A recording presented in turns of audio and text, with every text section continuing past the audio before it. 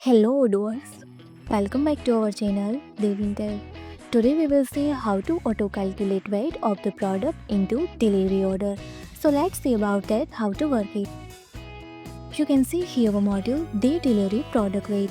First install this module, so click on this activate button. Now our module is installable. First go to files, go to products and go to anyone, bricks. See here this inventory page. Under the inventory page also display here weight. Now I want to set total 20 kg. Let's see. Now go to order and create new. Select customer like deco edit and add here same product that which insert weight. Bricks. Let's see. And now confirm this order. Go to delivery order and see here this product is bricks and total weight is displayed 20 kg and also display here total weight is 20 kg. If you found this helpful, do it like, share and subscribe. Thanks for watching this video.